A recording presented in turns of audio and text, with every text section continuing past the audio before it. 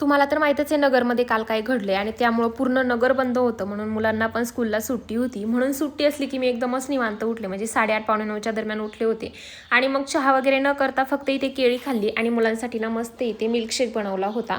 तर सिंपल जे ड्रायफ्रुट्स होते ना ते, दूध आणि केळी असं काहीचं बनवलं होतं. जेव्हा मी दक्षूसाठी बनवते ना तेव्हा त्यामध्ये मग थोड्या अशा वेगळ्या काही काही गोष्टी ॲड करते, पण दोघांसाठी बनवायचा होता म्हणून मग तो बनवून घेतला. मला तर काही अजिबातच पिण्याची इच्छा नव्हती सकाळी, म्हणून मग मी फक्त केळी खाल्ली आणि मग नाश्ता स्किप करून डायरेक्ट मी जेवणाची तयारी करून घेतली. तर आज सुट्टी होती, उशिरा उठल्यामुळे म्हटलं चला डायरेक्टली आज मस्त ना वरण चकोल्या करूयात.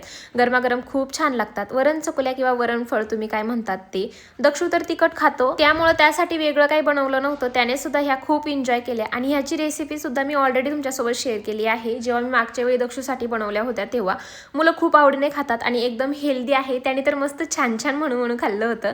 मग आम्ही मस्त जेवण केलं आणि ह्या दोघांची ना जेवताना अशी काहीशी नाटकं चालू असतात. जेवण झाल्याच्या नंतर मला हा माझा मेकअपचा सगळा पसारा आज आवरून घ्यायचा होता. हे सगळे जे प्रोडक्ट्स आहेत ना ते एकतर कोलॅबोरेशनमध्ये आलेले आहेत आणि याच्यातले मी क्वचितच काही घेतले असतील, म्हणजे एवढं सगळं आहे ना मी हे सगळं फेकून देणार आहे. सगळ्या नवीन गोष्टी आहेत ज्यातल्या मी काही अजून यूज पण केल्या नाहीत, जशाच्या तशा, पण त्या सगळ्या खराब झाल्यात. म्हटलं ठेवून देण्यापेक्षा एकदा फेकून देते.